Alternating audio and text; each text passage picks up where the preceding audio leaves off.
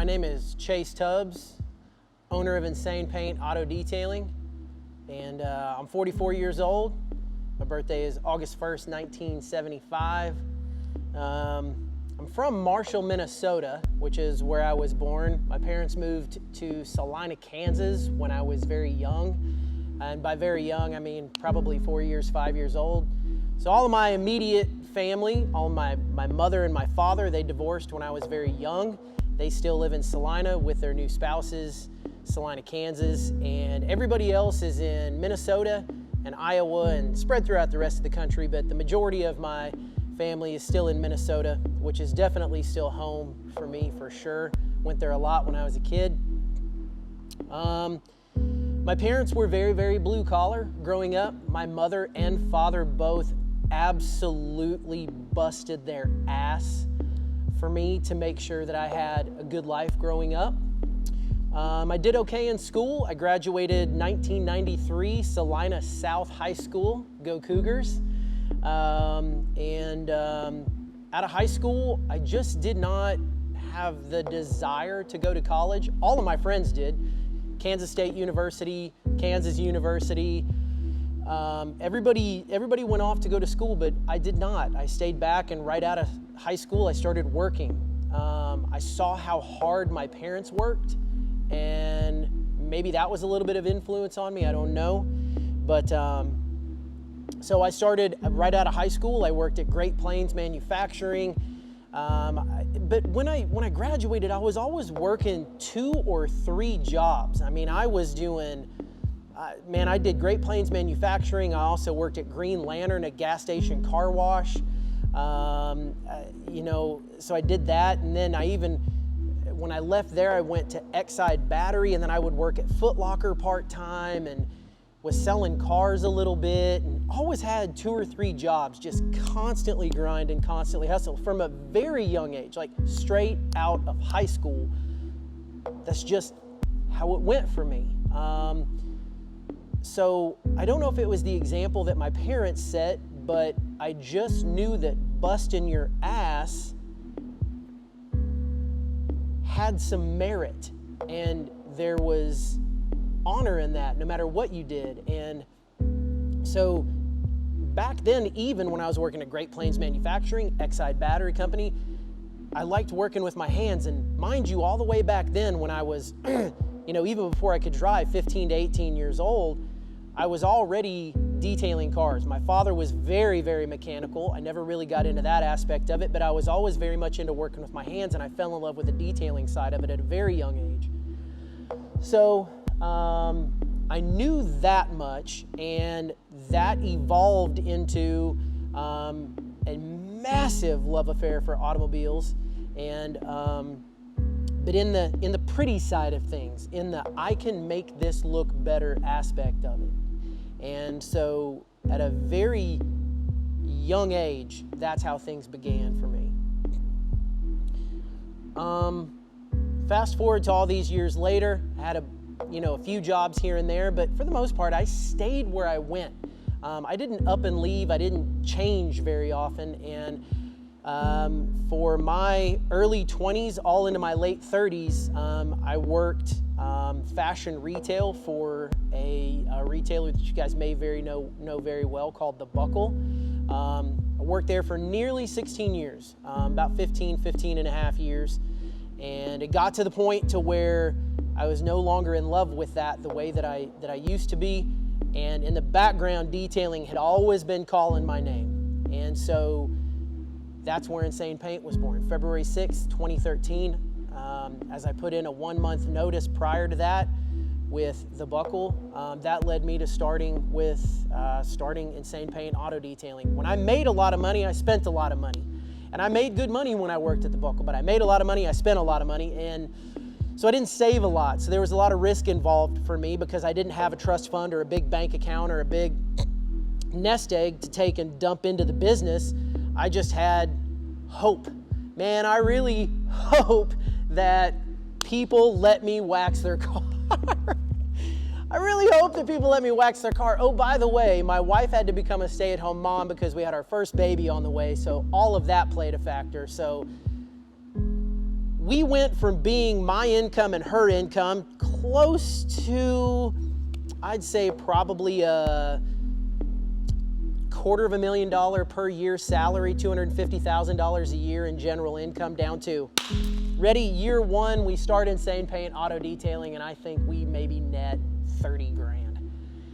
So debt was a big factor, balancing was a big factor, stress was a big factor. You have to start taking a lot of these things into consideration, and I did not. I did not prepare well. I didn't plan well. I just went, pardon my French, but I just went balls out into something that I felt in my heart was gonna catch sail, that was gonna catch wind, that was gonna start a fire, something that sort of, you know, it's not like there wasn't detailing going on in Birmingham, Alabama before we came around, but the way that I saw it, the way that I felt it, the way that I knew that people were going to feel something different about us, that didn't exist. And so I was scared shitless. I probably lost 20 or 30 pounds just from stress and fear alone. I remember having conversations with my wife about bills for, you know, the first couple of years. Started out in the garage, and everything went well in the garage, but we got found out by the homeowners association. Didn't realize from the beginning that we couldn't run a small detailing business out of the garage. Somebody found out, they called it in. The city of Helena comes by and basically says, hey man, we got to shut you down. You got to get the heck out of Dodge. You can't detail out of your garage. So found this shop, and it was too big. We looked at it 4 times, pass. We looked for multiple other shops that were cheaper, smaller, whatever. We couldn't find it right. We couldn't get the right property. So I said, screw it. We've already gone all in. Let's go all in even further. And we took this shop, and it was too big. At least I thought it was. And within about 60 days, we realized it was just the right amount of space. We consistently filled up the shop. We consistently filled up the schedule. People found out about us. Friends told friends, told friends, told friends, told friends, told friends. And the schedule started filling up, and things started feeling really good. I'm not saying we were making a ton of money. We weren't super profitable. Taxes suck, by the way. But we were doing okay. And people were calling, people were texting, people were emailing. And so when you have a little bit of momentum fills the void that sometimes fear sucks out of you. So despite being scared, despite being broke, we had momentum. And momentum carried me for quite a while. Stop there.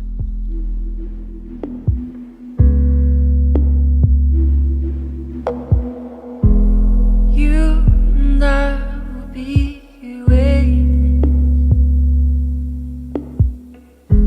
You know this feeling never leaves. And place our hands upon the ceiling and force the water back to sea.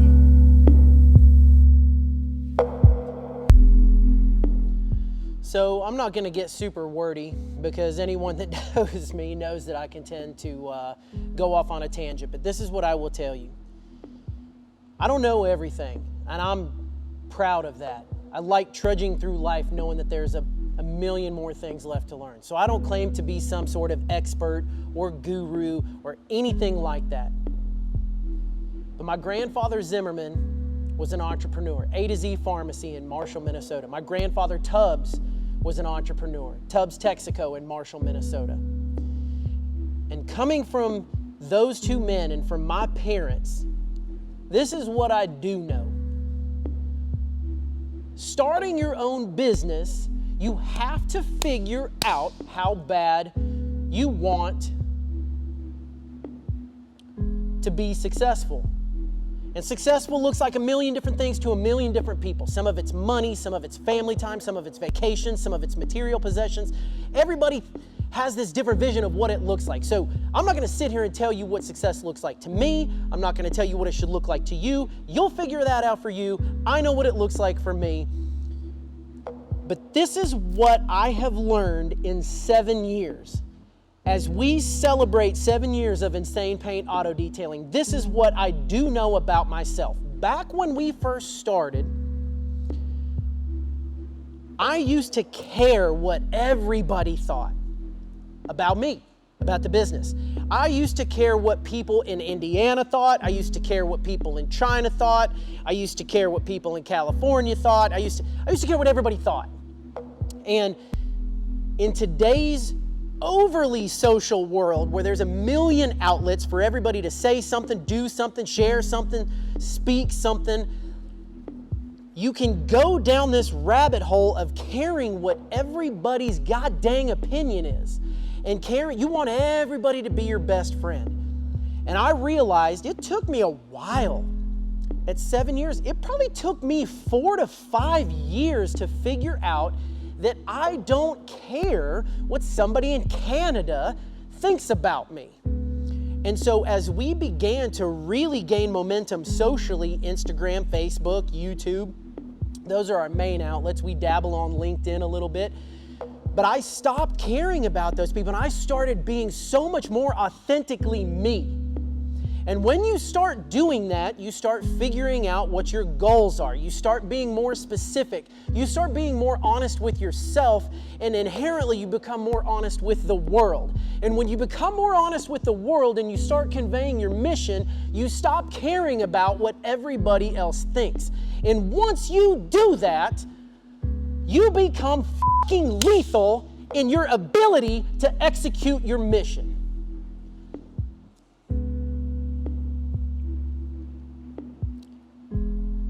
The little itty bitty stuff, certain little itty bitty stuff stops mattering so much, and other little itty bitty stuff starts to matter more. But most people give up, and I don't just mean business, I mean marriages, I mean school, I mean fitness, I mean life. Most people give up because they're not willing to go through the shit to get to where they want to go. Their goal doesn't matter, the result doesn't matter, the success doesn't matter. What their life could possibly be doesn't matter as much as the shit that they're going through. And so the shit that they're going through talks to them way too much, and they give up on who they could become.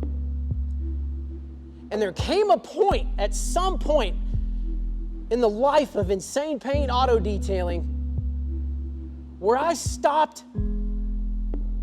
started viewing the problems and the failures and the things that were kicking me in the face and kicking me in the gut and the things that sucked. I started having this stupid, silly little twist on things, and I started looking those in the eye and going, you know what? I'm glad this is happening. I'm so glad this is happening because God put this in my path for me to learn something from it. So I'm going to extract that. I'm going to ignore the problem that it is right now, and I'm going to extract what I'm supposed to learn. I'm going to extract the lesson, and I'm going to apply that down the road. And because of those lessons, it's almost like I've gotten to this sickening place where on certain days or certain weeks, I'm kind of like in the back of my head and in the bottom of my gut going, man, I kind of hope something goes wrong today. I kind of hope something goes wrong this week. What is today or tomorrow or this week going to teach me so that next week, next month, next year, I can be more lethal and I can attack shit in a way down the road that I don't even understand right now. See, you have to have this ability to where you see yourself down the road, and you have to see yourself in this light on who you could become and what you could become for other people. And it's almost like your daily execution matters, your daily thoughts matter, your plan matters, all of those things matter. But the problems don't. So when the problems arise, you just work through them because you know that what you gain from those areas and those hurtful situations, that it's strengthening you for something down the road that you aren't even aware is going to happen yet. So I'm sorry if this got a little deep. I'm sorry it got a little heavy. But 7 years have treated me well because 7 years have treated me rough. And anyone that quits before this point, I feel bad for you. Because you have no idea the caliber of human being that God has allowed you to be.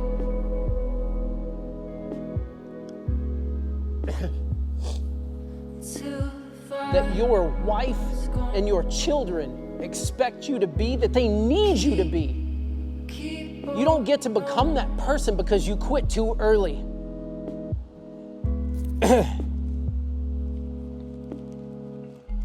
So if there's anyone listening to this, and I don't just mean watching it in the background on YouTube, I mean listening to this, don't quit too early. Don't stop before you actually start, before the momentum hits. Because there is beauty on the other side of your fear. In closing, I would like to thank a million different people, and there's no way that I could name them.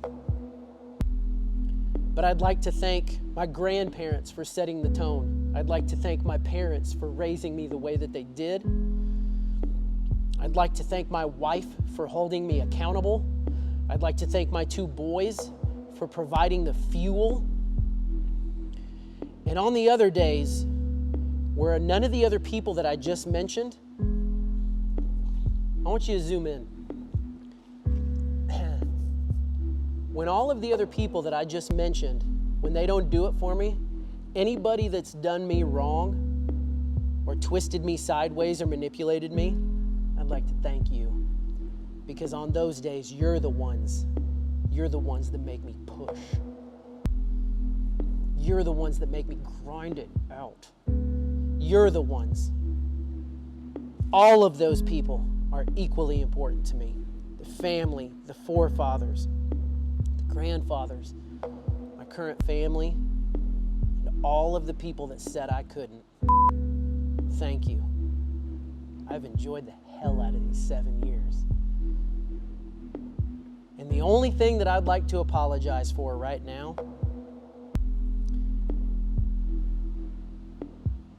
hold on, before I do that, there's a group of people out there too that I would like to thank very specifically. And it's everyone that has come back to us time and time and time and time and time again.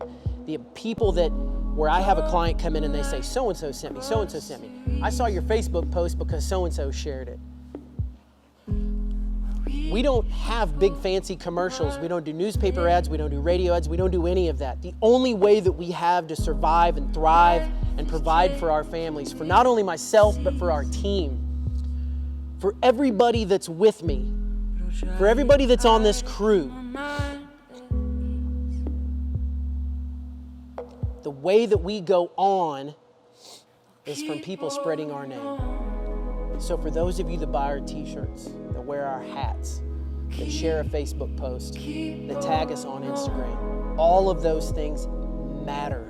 They matter more than you know, and they matter so deeply to me, and it makes me grin, it makes me giggle, and it makes my heart all frickin' warm and fuzzy. So thank you to that group of people. And I can't believe where we're at right now with the team that we have and the people that have actually been by my side. The people that have bailed, they've so bailed, but the people that have actually been by my side and with me and challenging me. The team that we have, BJ Logan, Jose Manriquez, Austin Lindgren, Chili Mushalansky, Jerry Manriquez, and Vicky Underwood. this is not just about me. This is always about us. Always about us. And I love you guys. Genuine amounts of love to this team. Now, to the apology that I just about got to. I'm sorry that you've just been watching us warm up. 7 years has just been a warm up. Stay tuned. I love you guys.